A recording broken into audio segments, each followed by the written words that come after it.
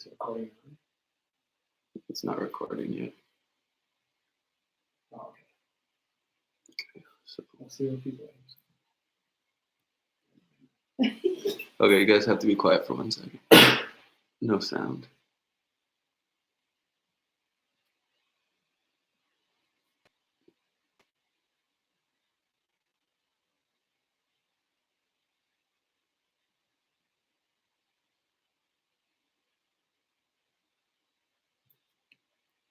Nice.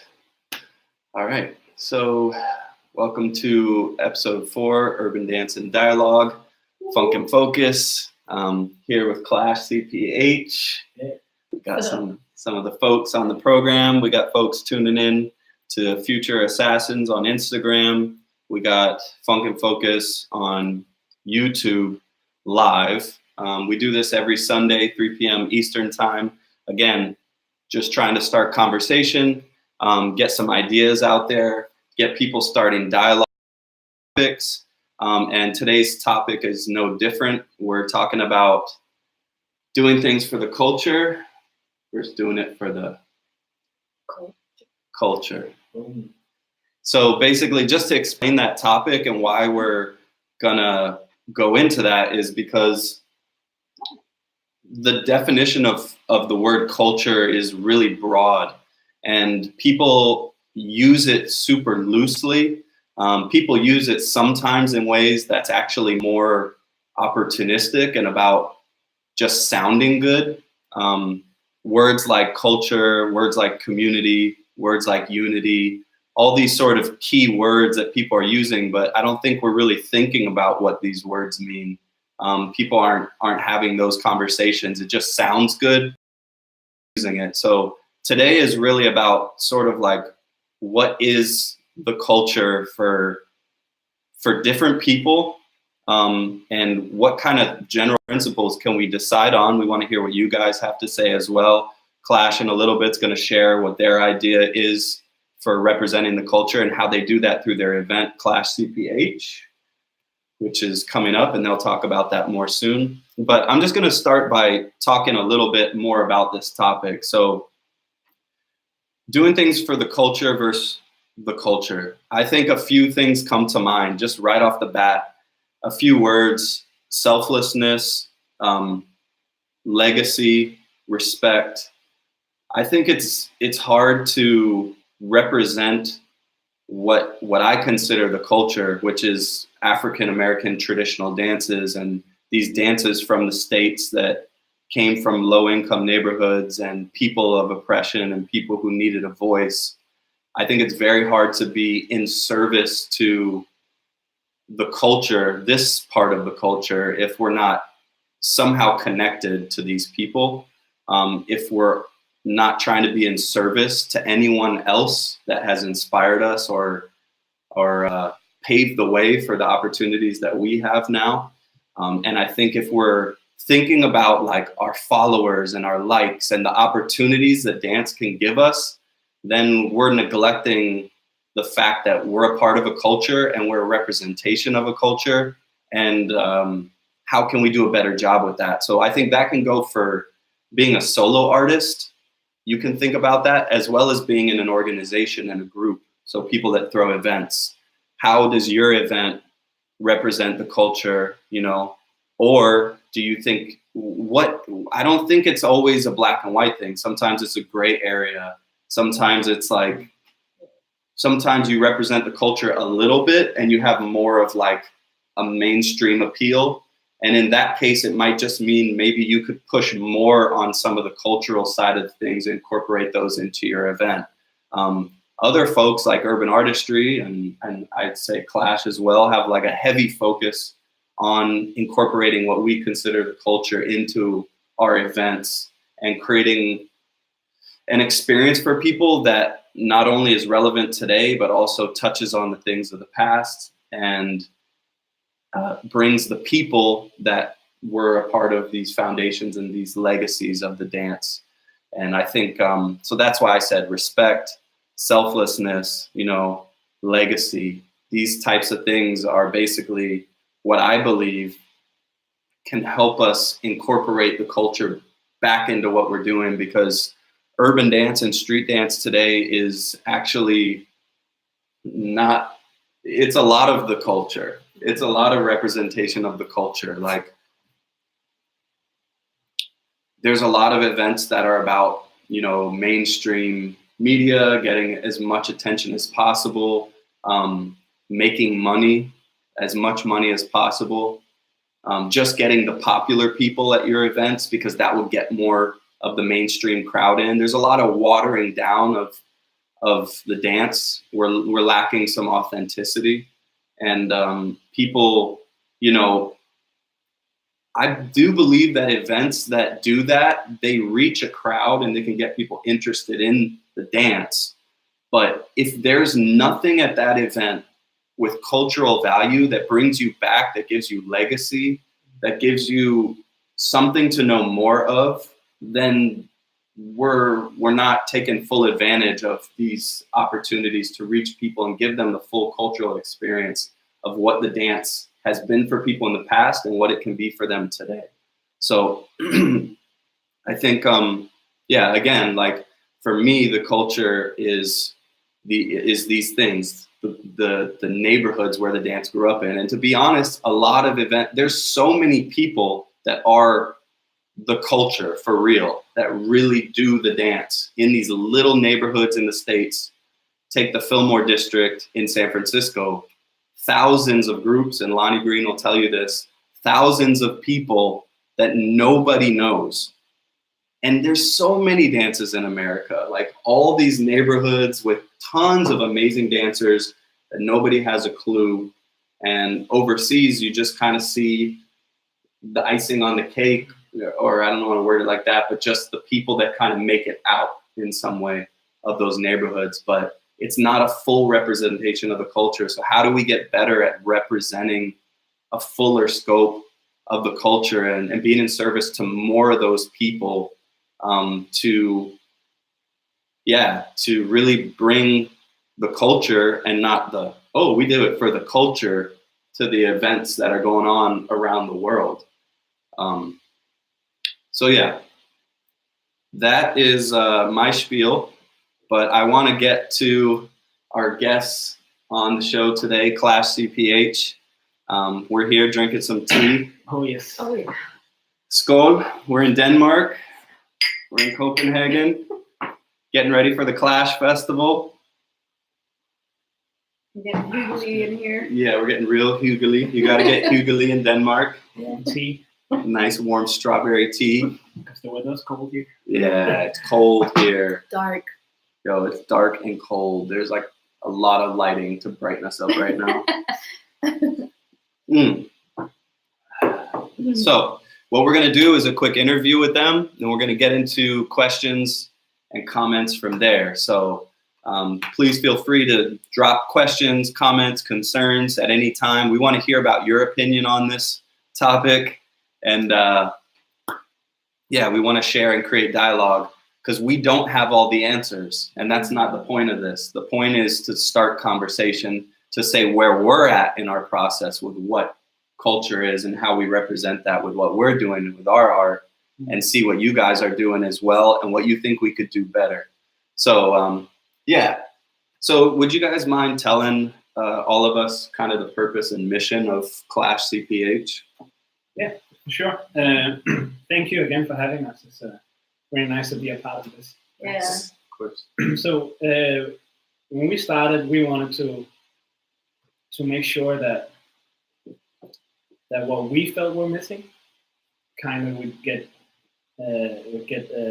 be there.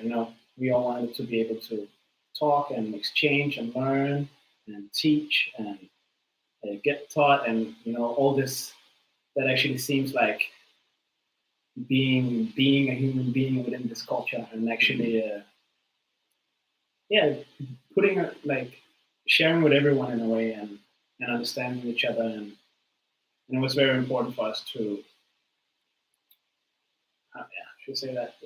to be Clash, and to bring what we thought was missing, rather than being the ones that were all like, oh, this event was like that, oh, we don't have so much of this and that. So that was really rather than being that, we wanted to bring the culture aspect into it too. Yeah.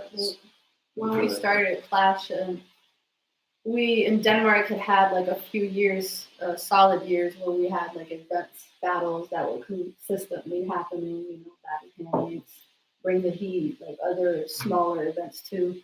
And then for a few years, it kind of like died out. Like a lot wasn't happening.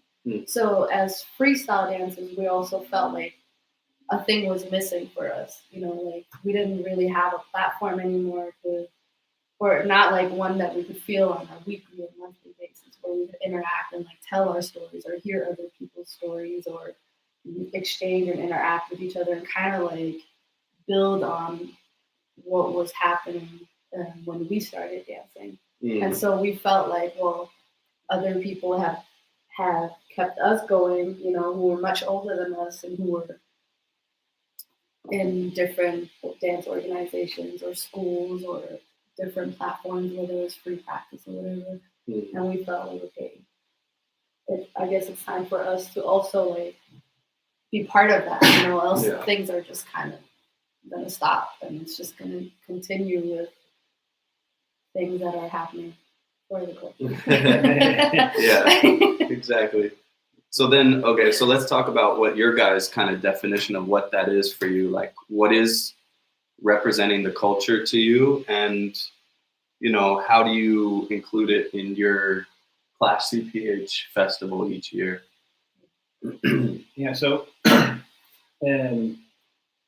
so the whole thing about the culture thing aspect is also like I was talking with Diana earlier too.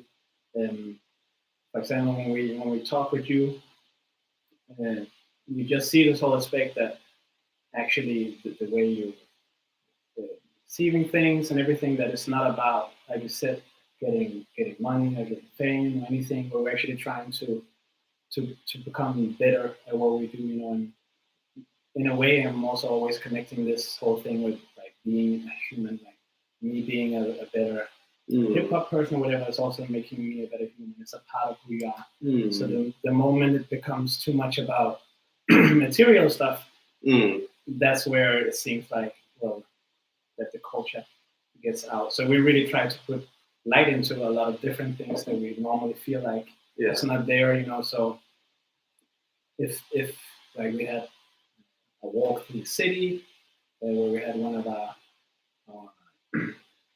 old dancers from here like talk about what happened where, because we thought that was important too, to bring light. And we had panel discussions, and we really try to do different aspects than rather just think that the dancing and the battles and the jams are everything. Then we rather want to be able to talk and do everything. And actually, hopefully, this is also going to improve how we move. So that's a lot about what the culture is. I think like for commonly here, because the main culture of like a lot of the urban dances are not from here, and not even from our neighbor countries. Like they're from a different continent, the States. So we've adopted an expression and a culture from African Americans. So for us, we don't come from the same history. We don't come from the same circumstances or a system either. So the purpose of that is different a lot of the times here. Not to say that like people have different backgrounds they come from and stories, but I think for us the culture is about giving us purpose in our life. It's how we define like substance, meaning with why we want to do this, or like how should I live my life? Okay, well I'm not going to fit in. That doesn't make me feel like I'm feeling fulfilled in any way. So, but this expression makes me feel like it gives me purpose to who I am and who I can be, or what life is about.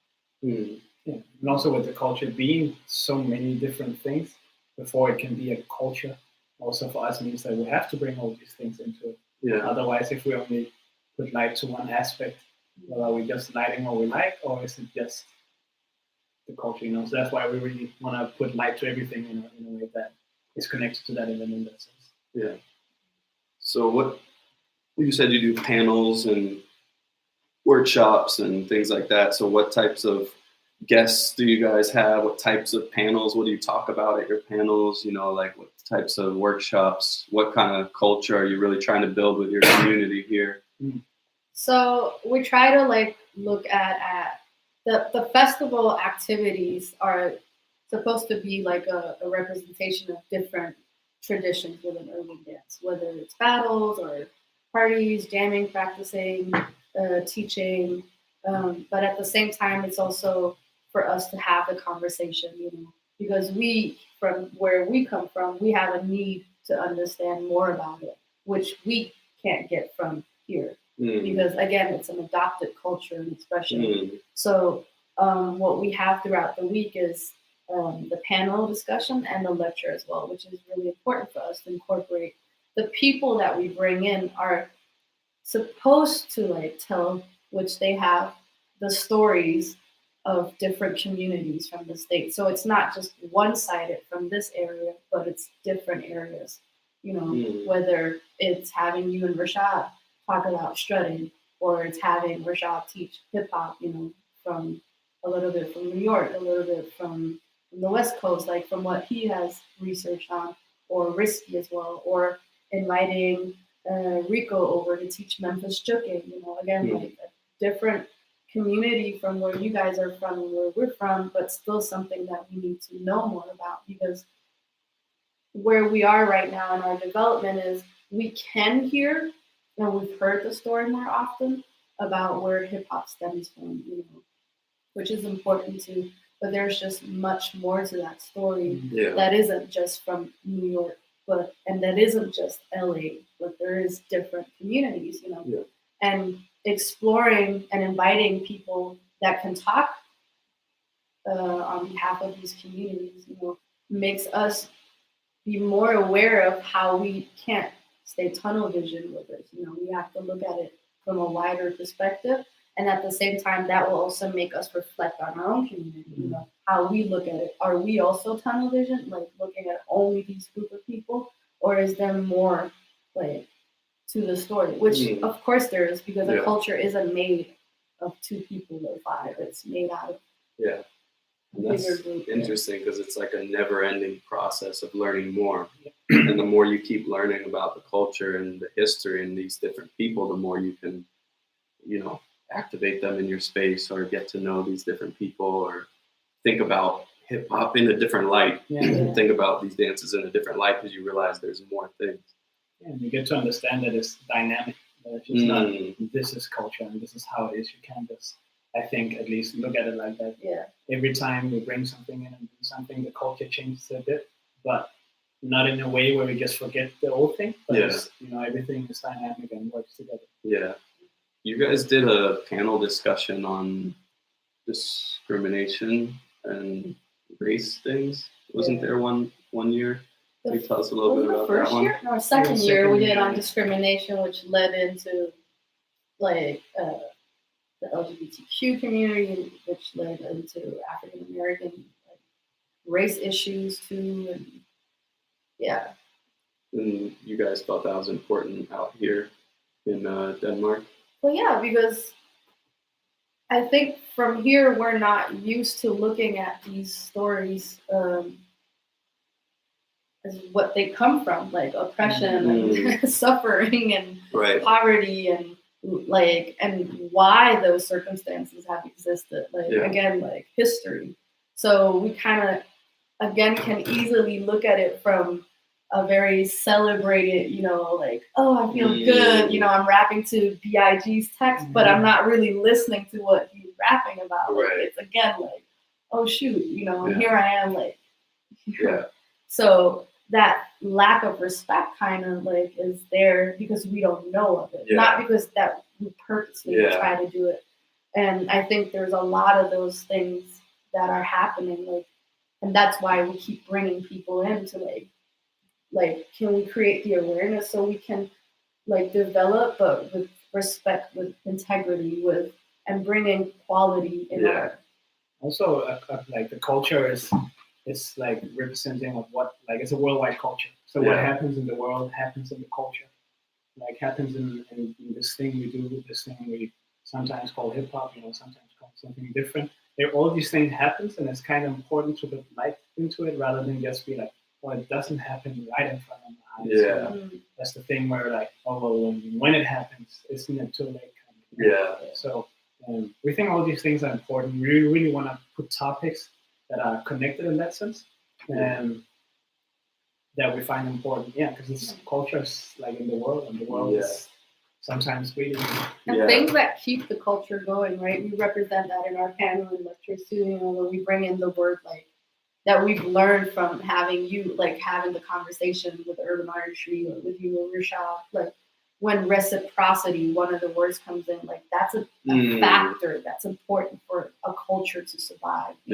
Here we are, and we're like, who? Like we don't know what that means, like because we don't think like that. We just kind of flow with it, So it's important for us to have these conversations so we can be aware of it and be like, oh, okay, like can I make an effort and bring in some reciprocity here for people who are like, or like community, what does that really mean? Or culture, what does it really mean? Or exchanging, what does that really mean? Yeah. Because we're so fast at just catching, the trendy words like lit. Yeah. Let's be lit, and it was like, well, what does it mean? Where does it come from? Like,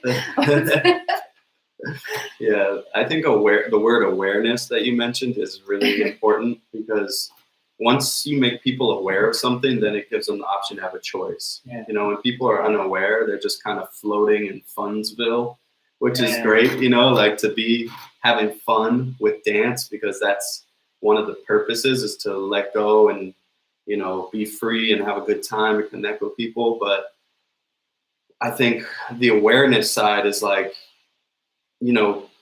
getting people to realize they're a part of an African-American traditional art form and culture, like that fact almost in Europe and in Asia, I'm seeing more and more that people don't recognize that. Like it's not a thing people recognize. And I think at the panel last year, maybe, or one of them, I was asking like, who thinks of this as you're a part of an African-American traditional dance, like these are just traditional dances of African-American neighborhoods in the States. Like this is what they do. This is their culture. And I don't think anyone really understood that. So that's like in the States, we get that. But overseas, there's like a huge gap. And this is where people start to bring up this topic of like, oh, cultural appropriation and these things and, culture vultures and words like that. But I think the word awareness is important because once people are aware of these things, then they at least have a choice to like either continue to not acknowledge the heavier side of the dance, and really, which is its roots, the injustices, the oppression, and how to be in service to something, how reciprocity, so I think like that's, I've had a lot of good experiences at the Clash Festival with seeing people become aware of certain things and almost being shocked that they weren't aware at first, but I was shocked. I was like, oh my God. Like, but like it's good because it's educating people. Yeah, that's a serious thing, right? Yeah. That a lot of people actually aren't aware of these things. Yeah. And then the moment they are, actually a lot of these people really just want the best and like want to do good stuff and want to be a part of the culture and like give to the culture in the same way and everything. Yeah. But like I said, they're just not aware. So it's like a really important thing to do to bring awareness. And it goes back to why we also want to do all these different things at our festival. So how do you guys like educate yourselves on these things to help like bring awareness to them to other people and like maybe also tell us a little bit about the connection with urban artistry, because that kind of ties into that, but maybe there's more than urban artistry that you guys personally look into these types of topics yourself and are aware of it, but also, tell us a little bit about the connection with urban artistry and that partnership. Well, the connection with urban artistry is that you and Rashad came to Denmark 6 years now, 5, 6, 2012? 7, 12. Okay, Well, and you guys came here and you try to look up the small community we have. Try to involve yourself through like practices or going out and writing people what's up, meet, dance stuff, and like through those interactions, like different relationships are built, like friendships and so on. So I think like meeting you and Rashad and Rena, met you guys too. Having a conversation with Rashad where he was like, "Hey, like you guys should do something for your community. Like you guys should believe in yourself and like do something, like create something together and put your voices." And we're like, "Ooh, okay, what does that mean?" So easy to be the follower. And now he's telling us to do something. So I think that was the first awareness, actually somebody sitting us down and telling us that we have a responsibility, like that we have that worth of carrying that responsibility. Mm-hmm. It was more like that, not that like do something. Like it wasn't like that. It was like, wow, okay.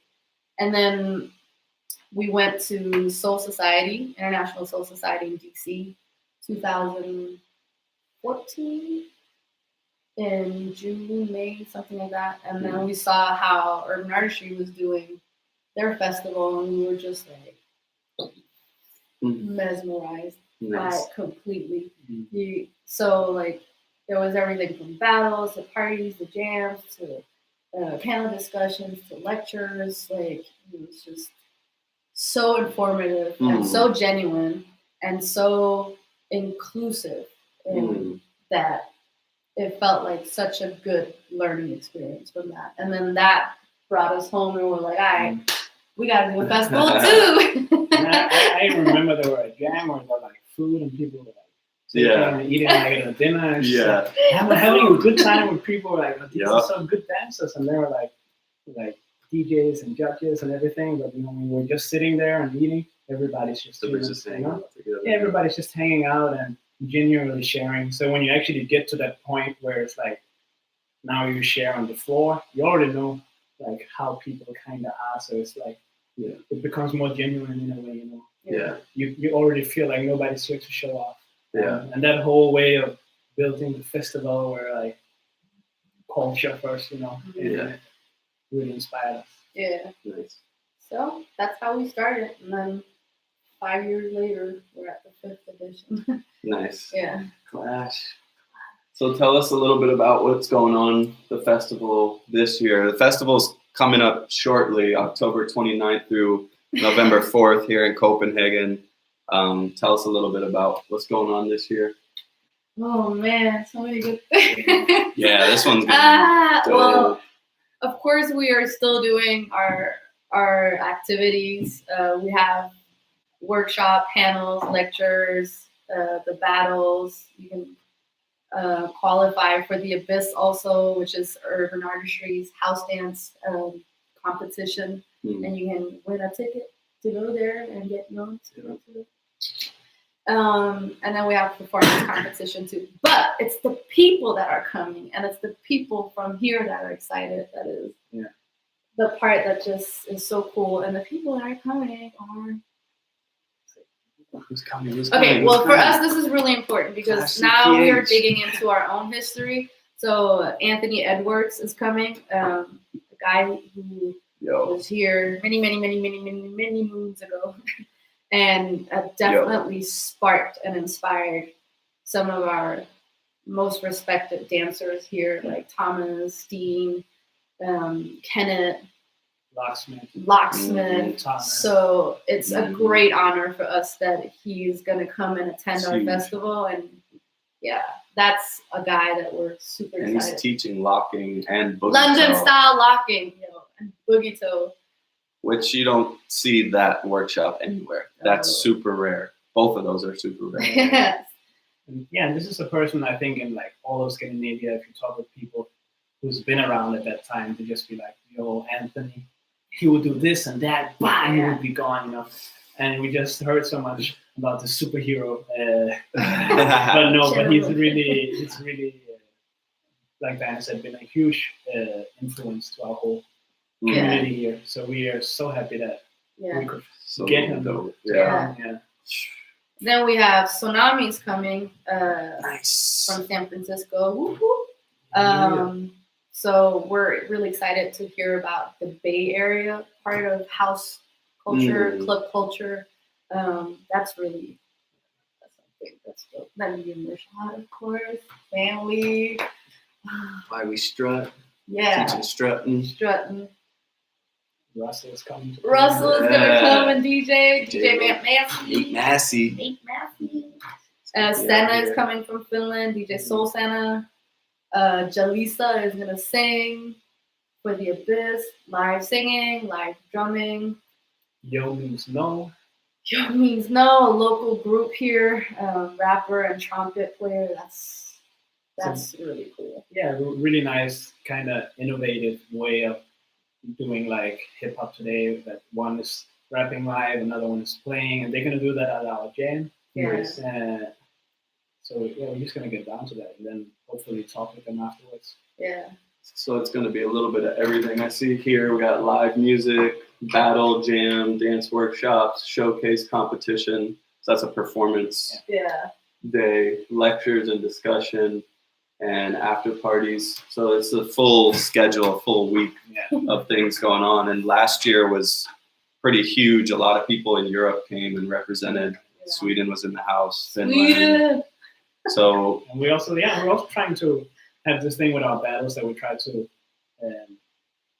like make it a bit different, try to challenge our dancers and still like make it exciting. We have a drummer who's gonna play live. We have the singers.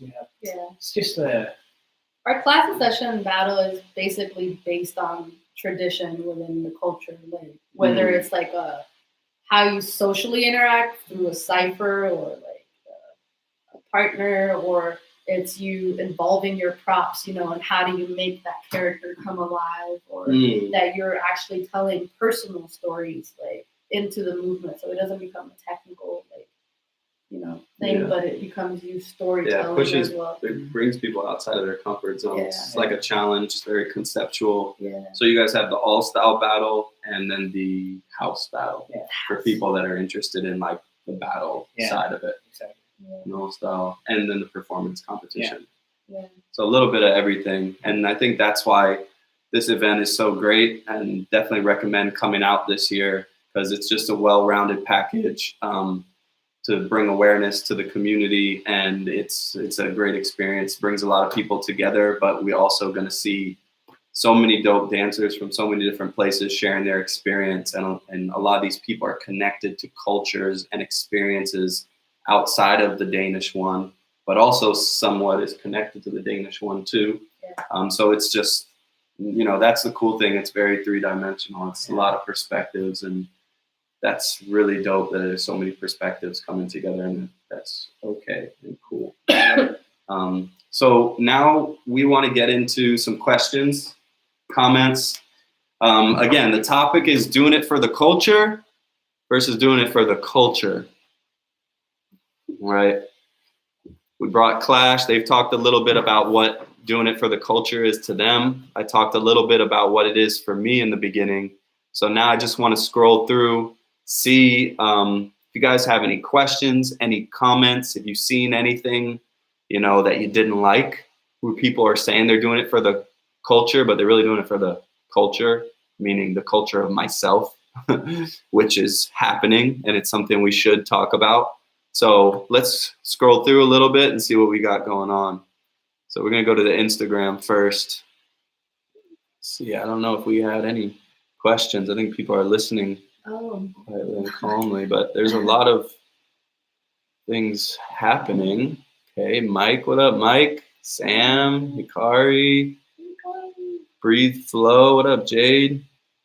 Yo, Taiwan's in the house, Argentina's in the house, Jazz. I'm turned, but I ain't missing one. Live knowledge sessions. Thank you all for giving so much more than is expected. One love. Big love from Taiwan. What up, Lemzo? What up, Avery? Yo. Hugely. Yo, it's hugely out here. Y'all need to come out to Copenhagen. You listen. All right. What up, Osama? Everybody's just like stopping through. Yeah. Robo Z, I know Robo Z's got something to share. Robo Z's always Yeah, he always got a little something for us. good comments. Yo, what up, Shadows? All right, so we don't have any questions or comments so far, but I think the YouTube might have something. So let's see what's going on over there. All right. Oh. What inspired you to dance? Well, that's a little off topic. So I'm going to skip that for now. True African American dance traditions. That's right. African American traditional dance went worldwide. Now we got people adding their own twist to it, doing it all over the place, but we can't forget about the originators. Dance for me is peace of mind, combating the stress of society in this world to express myself since I was 12. That's dope. And that's like a personal cultural thing, you know, like what it can be for you personally is one thing. And then what I would recommend is like also to have something to say about, you know, what you can do for the dance. When you think of what it does for you, also think, what can I do for the dance? You know, reciprocity.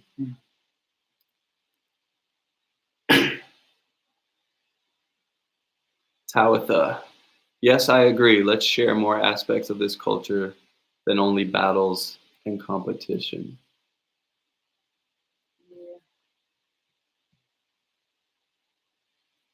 Yeah, definitely. I mean, battles and competitions, there's definitely a place for battles and competitions. They give a lot of like limelight to people. They're places where people are networking.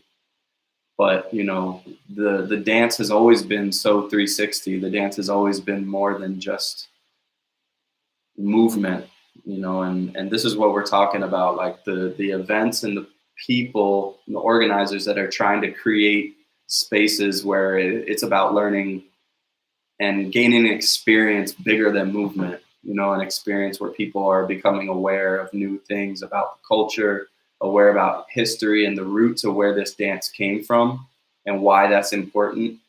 And, you know, also, yeah, outside of competition and battles, there's so many things that dancers can do. I mean, like, there's theater, performance, there's ciphering,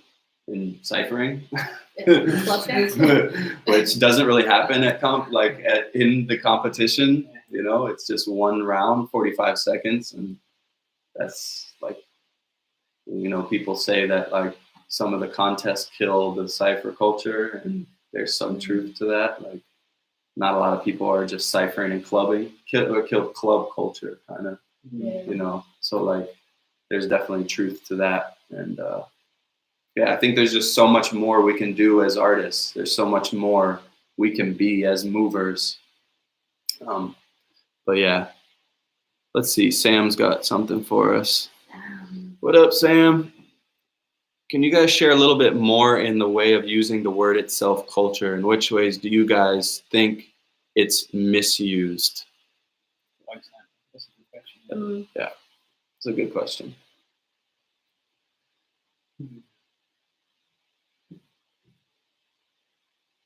Yeah, I think we'll definitely have to think about kind of why you're doing things, right? So as soon as it just becomes like short and let's get as much out of it as we can, you know, possibly, and then we put our culture like that, that kind of seems wrong. And if you don't look at any of the other aspects of history, like where did it come from, kind of, you know, when we talk about I can't say that word. Reciprocity. Involving the people. Yeah, you know, involving like naturally, if something or somebody gave you something, you would at least say thank you, right? Yeah. And a way of doing that in this way will be just by showing stuff, bringing some people, and giving back, and like make sure that it stays alive more than just you doing this today. Kind of. I think that's where it is being misused when you just use it today Yeah. for today, for me, for like that. And then Yeah.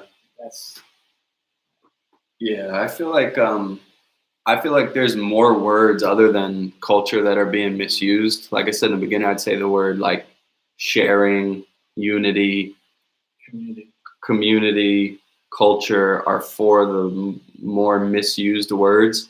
I just think that simply for me, it's like when you're using the word, it's when you're saying it's about the culture and you're doing things that are more about opportunistic behavior, you know, or you're saying, oh, I can't wait to share with like on this, like, you know, I can't wait to share on this famous TV show when it's like, yeah, you're going on the TV show and that's cool. You're going to share your art, but sharing is like a two-way thing. Like it's not like a show, like some of those large shows are more, they have nothing to do with culture. Like, to be honest, they're stripped from culture and it's all about the aesthetic and entertainment. So, you know, you're sharing you, but are you sharing the culture of the dance? That's the question. What are you sharing when you say you're sharing?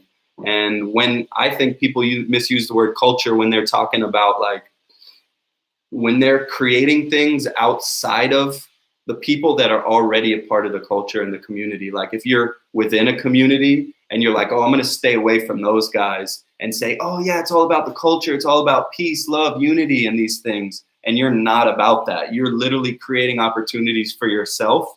And you're creating like ways that you can look good, you know, and you're avoiding the people that are actually a part of the culture. You know, are you really doing it for the culture if you're not connected in any way, shape, or form to somebody from the culture? Like if you just come into it and you start teaching and you call it experimental and you say it's for the culture, or you come in and you start teaching popping within a year and then you say, oh, it's for the culture. Oh, you know, popping culture, it's for the culture. No, if you're teaching within a year, it's probably most of the time it's for you. You know, it's not for the culture. Doing it for the culture means selflessness. That's what it means. For me, it means selflessness. So when you see opportunistic behavior, it's really clear. People that go around people that are a part of the culture are usually misusing the word culture. And people that are not connected or in service in any way to people that are like a part of legacy and some of the traditions and stories of the dance, if you're not making an effort to try to be connected to someone that might be connected to it, or the actual people that are connected to it in those places and trying to learn more, you know, and you're constantly doing things in your little bubble and saying it's about the culture, my question is, you might be talking about the culture of making money. You might be talking about the culture of helping yourself, you know, of doing things for yourself. And that's where I see like the big issue is like when it's not the culture of selflessness, when it's not the culture of reciprocity. If you're saying something's about the culture and there's no hint or touch of selflessness, then I think that's when people are misusing it. That's one of my things. Mm-hmm. All right, we got some more questions. RoboZ. All right, RoboZ. Okay, he's got a comment. I believe that perception and consciousness is important for dancing with myself, sharing my dancing, observing dance, plus which individual opinion you get is through culture, teacher, environment, way of living, etc. I'm going to read that one more time. Yeah. Because sometimes the language is a little bit tricky. I believe that the perception and consciousness is important for dancing with myself, sharing my dancing, observing dance, plus which individual opinion you get is through culture. Teacher, I can't read that word, environment, way of living. RoboZ, can you simplify that for us, brother, and let us know a little bit? Meaning of culture and the definition is super important. That we can definitely agree on. Try to rephrase that because I'm having trouble understanding exactly what you mean. Caden, what up, Caden? I feel those words are misused when the goals of the individual aren't mutually beneficial to all parties involved. If self-gain outweighs communal growth, it's not for the culture. Mm-hmm. Wow, really well said. Really nice. And that's kind of what I was getting at too, is like this idea of self-gain. And I like how he compared it to outweighing communal growth. So that's a good word right there, like communal growth. Which a lot of these dances are made of. It's to have communities grow out, like have opportunities come into the community. Like, so I think also like when you start messing with some values and some principles that have created this culture and you dismiss them and say no, then you're kind of moving away from what that culture is, but you're still using the same language, movement, sound, everything. Right. For probably something that's beneficial for yourself or whatever you're working for. I think really much as if you go and travel to any country and you can't just pick something of the culture and be like, oh, I'm going to eat this food because this is nice, and I'm going to sleep where you sleep because this space is messed up. I don't like that. That would be super disrespectful, right? You know, you can't just pick what you like and then do the rest by yourself. And I kind of think that's the same thing with the dance culture. It's also a culture, but there are so many aspects, and misusing it is this where you just take something and be like, this is what I like, you know, this is for me. And then you forget everything else. Right? So again, with the communal growth, when you think about and I think about like urban dance culture and like Black American experience is such a large thing, you know, and what people seem to be doing is picking little pieces. So they'll go dance competitions, choreography. Let's get rid of that. This fashion. This fashion trend. Okay, let's take that. Let's move everything else out the way and put all our focus into these things, which don't really have to do with any of the principles. Like culture is so much, right? Culture is fashion. It's the way people. It's what you eat. It's the way you speak. You know, like people forget that that's a part of culture. Like. I'll talk about it again. Every time we went to the Strutters room, remember everybody went up to Lonnie and approached him like this. What up, Lon? How you doing, Lon? They were not dancers, but they were strutters. That's what I mean. They were not dancers, but they were strutters. So like they grew up in that. They remember that. So that's just how they greet each other. That's cultural. They were greeting them like that because they live like that. They live that stuff.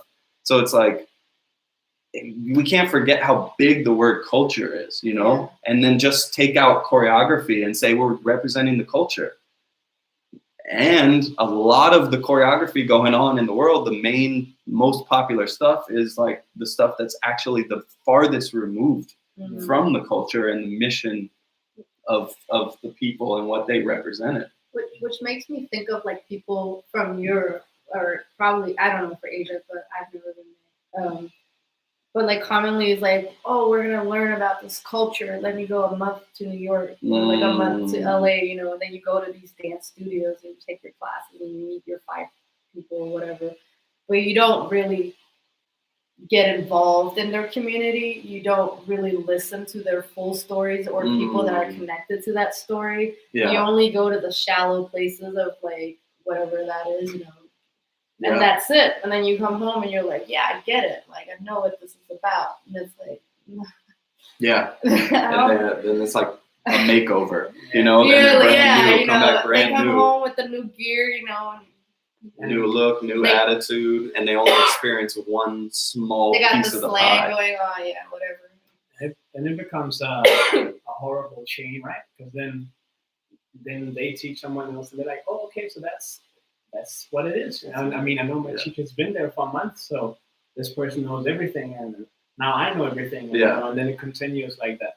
And so, I think especially when we talk about these whole problems and how you look at it, that's one thing when I was watching the first episode of this, when I say why it's so important, because you guys are really not trying to be like, this is how it should be. We're just talking, right? We're just in that way educating each other and ourselves. And I think that's really a a solution Yeah. to the problem. So. Pop-Tart talks a lot about like when you come to his city to see everything, to look at even the homeless guy on the street, on the street corner, like, do you come and take what you want and leave and not think about that guy on the street corner? Do you not think about what our community needs? Look at what's happening in our city. Look what we need. Look at this guy. What does he need? It's all about how can you be in service? How can you make some change where you go there, some positive change? And not always, this isn't a bad thing, but bringing people out of that community to your place, that's a great step. But it's also not a huge one, in my opinion. It's like just one of the things you can do to be in service. Like Junius, my mentor, executive director, urban artistry, Assassins, you know, he's in service to so many communities and doing so many things that people just don't know. So it's like when you bring someone, it still highlights you a little bit, because like, oh, I brought him for this, you know, and same for me. I brought OG Telly. I'm proud of that. But Junius is doing things that nobody even knows. Like right now, he's documenting some of the original blues dancers from Durham, North Carolina that did a dance called Buck Dance. He's filming them. He's getting them to name their moves, talk about the names of their moves, make them name things, so that their traditions can be carried on. You know, like that's what that community, one of the things that community might need. And it's not a glorified thing, but that's the thing. That's the selfless part of it. You don't have to do something that glorifies you to be contributing to this thing. Well, like the awareness is one part, but what do we do with it afterwards, right? Like we can talk about African American traditions, but like there's still like a lot that needs to be worked on, like with the race issues itself. You know, it's not just enough to be aware of it. You know, we have to create changes and actions. You know. Yeah. Rena. Yes, Sister Rena. Clash CPH. Rena says, often we see people outside the U.S. misuse these words. They only relate and focus on their own without even embracing the whole. Yeah, it becomes shallow. Straight up. Like you guys said, taking only what we like and what fits. Yes. And that is very, very, very important, because when you isolate things for what's convenient for you, that's what we've been talking about, this sort of like more selfish attitude toward instead of a selfless one towards these dances. All right, RoboZ, we're gonna try round 2. You have individual aspects, and each individual person needs to understand the balance between sharing, supporting others, and the healthy ego to be conscious and aware about himself. Okay, so like a balance of like you, the culture of you and the people around you and how you affect that. I got you, man. All right, Sam, I feel like people take a word and then put the word culture behind it because that's the only thing they know or like. That's only the gaining part. Do you guys think that is fast accepted by the majority of people, and where confusing comes in? Yeah, I would agree with that. I think, yeah, you put the word culture because it's just a key word. That's what, you know, and that's what the whole episode's about. These key words that people are manipulating. These are words you can manipulate to sound like you know what you're talking about. Sounds good when you write a grant. Sounds good when you say it to someone that doesn't know a lot about the dance. Oh, the culture. I'm doing it for the culture, you know? The culture of Memphis Jukin. You know, I'm doing it for that. But, you know, it's done in a way where it's more of a gain than it is something that's a give. Yeah. And what's that? Ikari, do dancers that partake in commercial gigs take from the culture or represent the culture? It's a good question. That's a good question.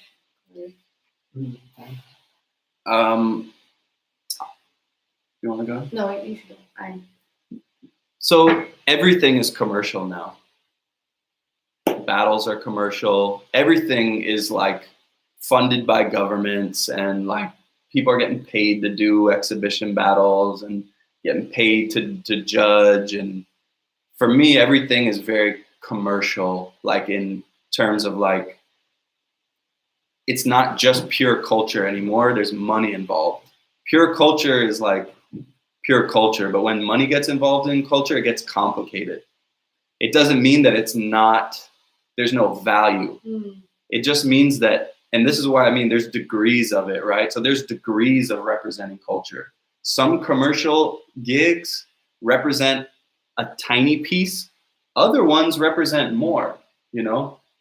Some of the large urban street dance events represent the culture, not all the way fully. It's not purely that, but it at least gives you like, you know, you see, okay, popping battle, lock-in, you know, there's a workshop in these things, and it's breaking down the urban dance styles. At least there's some cultural relevance, you know, and they bring in different OGs and stuff, you know.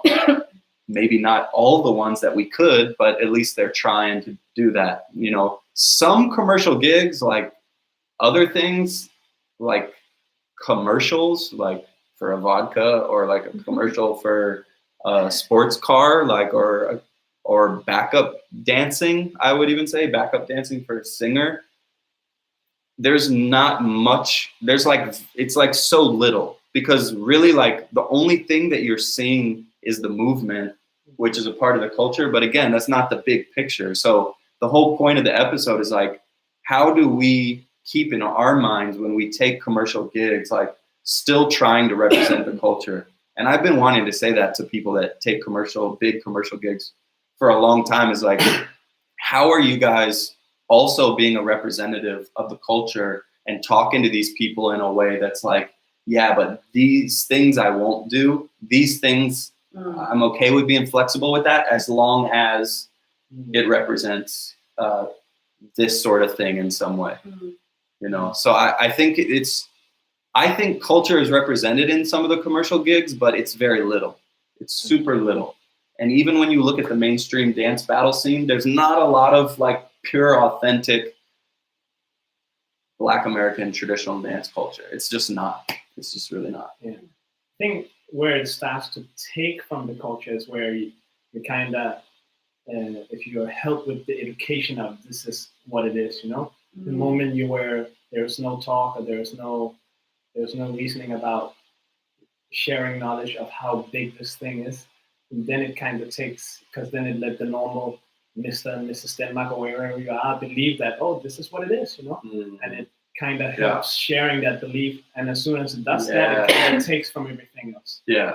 So I think it's also very much about what are you, like, even when you're doing these stuff, well, what are you sharing to, what are you telling, what are you telling in your interview afterwards, you know, what are you, because as soon as you get a lot of the, whatever it be, viewers, followers, you can do all that stuff, but what are you also doing, you know, what are you also telling? Yeah, it's different, like from dancer and commercial, you know, as soon as you start having to water down the expression to fit the audience, you're actually like, you're compromising on the culture and the expression of it. Yeah. And if you also are using people who are like the gimmick, we talk about minstrel pop, you know, minstrel hip hop, then you're not doing good for the culture. You're damaging it, you know, by mocking it, you know, by this stereotype that people think hip hop.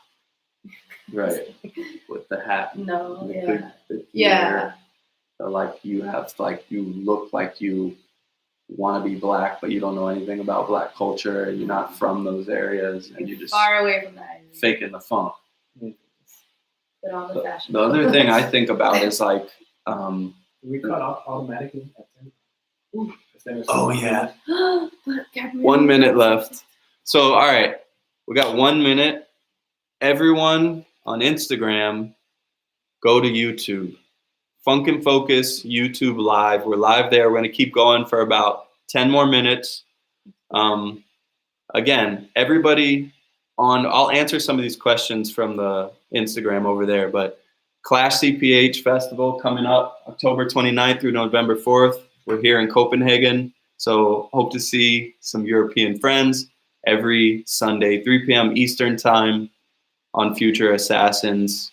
And yeah, check out Urban Artistry DC on Instagram. Check out Clash CPH on Instagram, and Funk and Focus on YouTube, Facebook, and Instagram. Yeah. See you at YouTube. All right. Peace out, Instagram. Go to YouTube. YouTubers.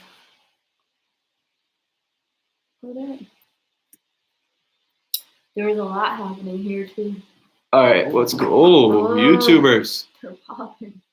YouTubers. All right, what's going on here? Get the dance back where it started. I would like to see more random street jamming.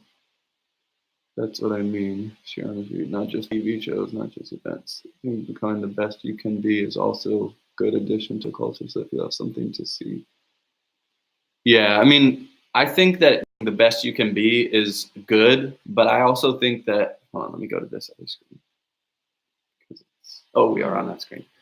I think you need balance, because you can be a great mover and you can be a shitty representative of the culture. Like, it doesn't mean you're a good representative just because you're talented. Like, anyone can learn to move their body in a certain way. But what type of human being are you being an example for? You want to make people dance because you're good? That's cool. Then what? What's next? So you got to think bigger than just movement. Think about being a full representative. Like, how can you represent the big picture? We talked about the big picture of the culture. Instead of being a little piece, oh, I'm a good battler, look how good I move.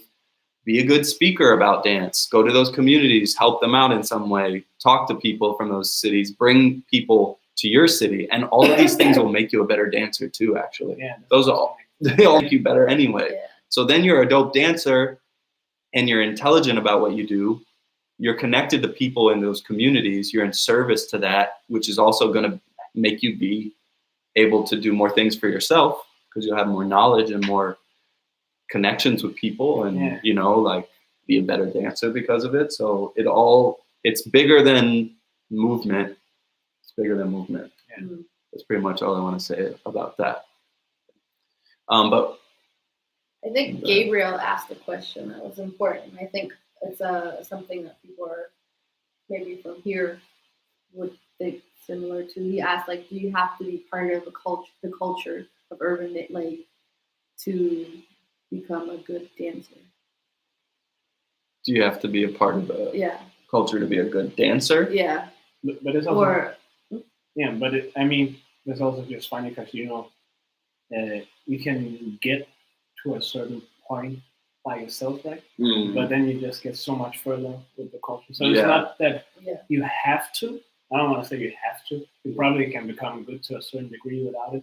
But it connect with what you just said before, right? The whole aspect just make you so much better. And like, I remember some time where seeing someone, I was like, oh, I like how they move. And actually afterwards, when I talk with them, and I was like, oh. What? You believe that? And then when I see them move again, actually it just doesn't look the same. Yeah. You know, it's connected because we're people. Yeah. The way you move and the way you talk is connected with, like, everything. So, your spirit, the energy you give off. So if you're going to be like, well, I just like to dance and I just don't want to think about the culture, that's also going to come through when you dance. Yeah. And so. Yeah. I didn't finish saying what I was saying earlier about the commercial gigs. What I question sometimes is, like, okay, we have all these people doing these large commercial gigs, and people do it in the name of spreading the culture, right? Yeah. They do these big commercials, these big companies. It's all about spreading the culture, they keep saying. But I'm curious, like, what does it really do when people see the watered down sort of product of what the culture is? Like, when you see that, it might make you want to dance, right? So I can't, because Michael Jackson made me want to dance, and he was a watered down product of the culture. He was. So I can't hate on that. Like, that can reach people.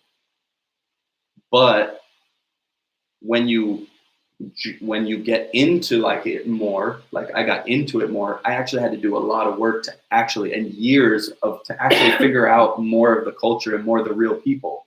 because nowadays, like people that are doing commercial gigs, it's still the same. Like what you're doing is not teaching them culture. You're just giving them a snapshot of the movement, but they don't know anything about the dance. So like the only good thing about that to me is that it might bring someone into the culture, which is good. Yeah. But even today in such our commercialized scene, you're still not learning about Black Americans and like the way they grew up in their cities. Like if you go to major events, like let's say someone sees something on a commercial gig, then they go to a jam, you still are like, there's still so much more, you know? So it's like, for me, I want to be somebody that reaches people and gives them the full scope. I don't want to be someone that's like saying that I'm doing it for the culture, but really I'm making a lot of money to just get people possibly interested. And you're not connected to any of these people either on a personal level. Yeah. You don't know how long they're going to do it. You don't know if they're going to actually be someone like me that digs deep into it, you know? And it seems sort of a little more shallow or something to me. It seems a little bit more. When I was thinking of this situation, like Wild Style, the movie, like that's one of the reasons why we in Denmark have breaking. Because that movie, that's like through a movie setting, but it's by using people who are pretty much like co-founders and creators of the dance. And in the movie, just that short clip of them, but it wasn't because it brought like awareness to the whole history of that. Yeah. But it still like created a whole like hype over here, you know, to imitate what they saw there. Yeah. And then from that imitation, that's called the MJ effect. That made people more curious to what that was, you know, and kind of like before internet time, you know, try to find relatives who are from there, who could like give them information, save up money to travel over there, to meet people on. So that's kind of different. That's good. I just think that people, if you're an artist that does that, you should still strive to be more than that. Yeah. You just have to strive, because if that's your only contribution, is doing something that pays you well and it gives like a really snapshot of what the culture is, and you think that that's it, then I just don't think that that's enough. Like you should be also like in your communities or like in the areas you are in, and that's not necessarily like the deepest way to do it or the most impactful way. I feel like there's more deeper, more impactful ways to do it. And at that time, you know, like you said, the internet wasn't also around, so maybe you couldn't really find too much. Like there weren't that many people who were broadcasting just for the money or for the show and that. And so when you went to search, you actually might end up finding the thing you were searching for. But today there's just so much, right? Internet, Instagram, Facebook, all these different. It's become so watered down. Like the information flowing out are also watered down information. Yeah. That's what I mean. Yeah. Like you go to an urban dance battle and it's still watered down. Yeah. Because everything is so commercial and just stripped of culture. It's so fashionable. I mean, look at the events in Asia.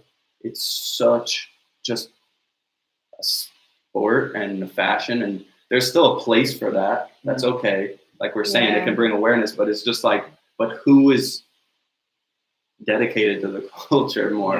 It's like, I don't know, I still see that a lot. And again, like it's really important, it's not just the movement, but it's not enough to just see people moving, you know, to the music and whatever, and then you're like, oh, I got the information or whatever. Like, it really is the culture that comes with it. It's the conversations, it's being in that environment, you know, like having the interactions, you know.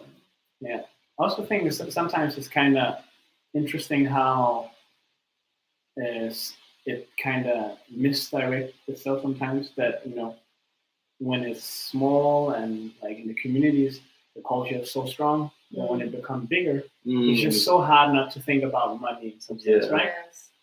And that's why we know with so many events, I hear people be like, oh, it used to be the bomb, or it used to be so nice, but now I can't even see the dancers, you know, and I don't even feel it. Yeah, and, you know, it happened with so many events. So I think that's an interesting thing to think about. Yeah. Like all from small things, right? Like we feel it too when we're organizing, you know, when we try to book a venue, you know, and it's like we're bringing our activities and the people and like, and then they're like, oh, but change that because then we can bring more, like our audience will understand it too. And their audience is like, has nothing to do with urban and all. They just look for a great Friday evening out, you know? And it's like, then you feel like, nah, now you're actually telling me to water down my shit so I can sell it, you know, and I'm not going to do that. Or even from simple thing as camera people, you know, like, oh, like it's important that the camera person is like up in their faces, you know, and walking for the audience or whatever. And it's like, so you can get that, you know, streamed out and you get your numbers of views, but then it's like you're conflicting with the audience who are there and trying to like get that genuine experience. Again, like,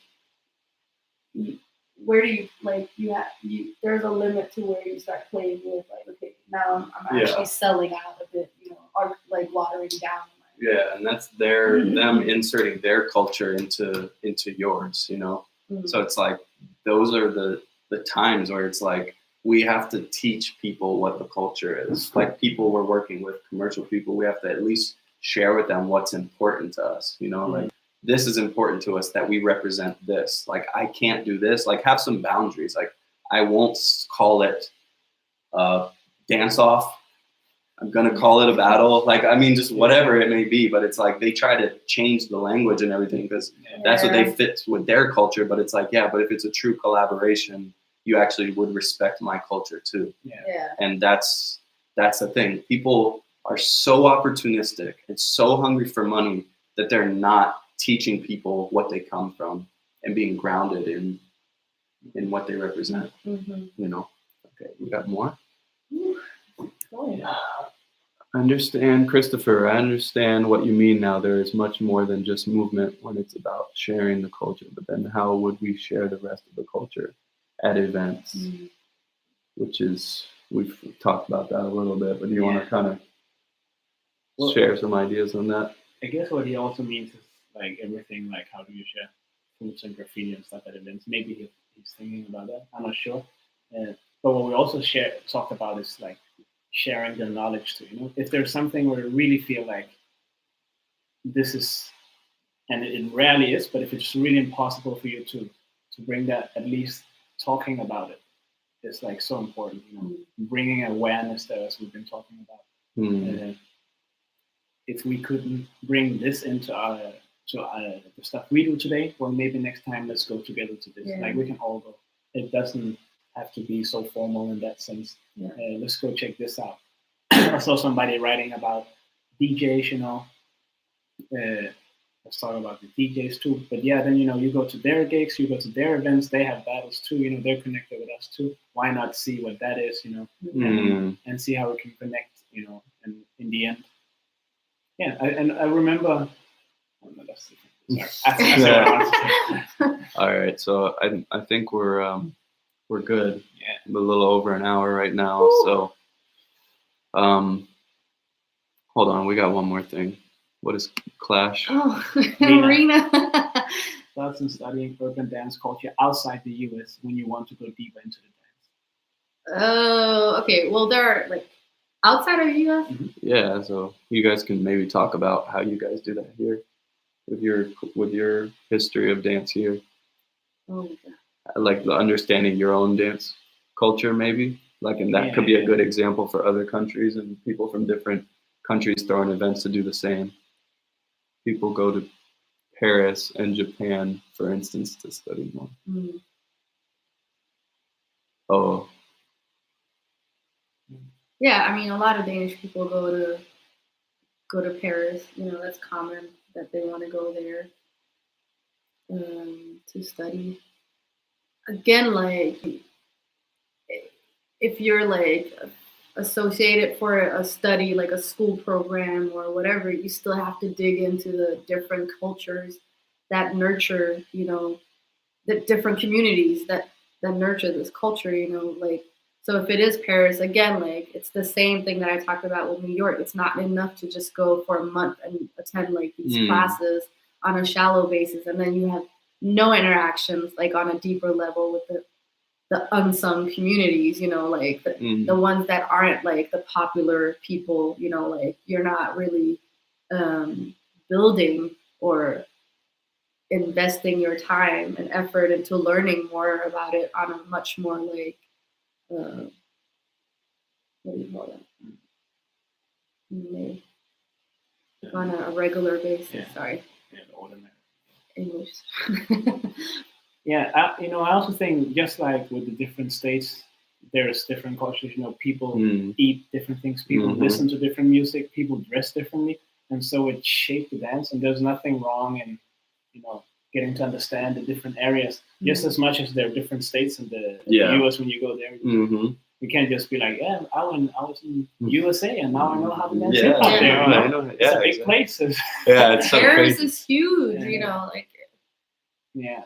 So I think if that's the question, that's okay too, to go and understand. Now I wanna see how they do it in Japan. It's of course okay to be aware that that's not where it started. But they have stuff now too. Yeah. They contribute as well, but it would be wrong to forget the rest. It would be wrong to go there and be like, oh, this is hip hop in Japan, or like in Paris at one point. Okay, call it hip hop. Let's go hip hop all the way and different. We have to still acknowledge the place where it came from to understand it. To understand ourselves better too. Yeah, and acknowledge the different things that it has done for other cultures and communities too. That's also important to acknowledge that France has multiple communities that have reacted differently on the dances that they've seen. And France and Japan is also two places who has actually, I believe, brought a lot of American dances to their country through the times. To get an understanding too. Which has been a help of shaping their culture too. So. True. All right. I think we're going to call it quits there. Thanks for tuning in, everybody. Funk and Focus Urban Dance and Dialogue Series, Episode 4. Clash CPH. Come to the festival. Check us out. Funk and Focus Instagram. Future Assassins Instagram. Subscribe to Funk and Focus on YouTube. And we'll see you guys next Sunday. Bye. Bye. Peace. Bye.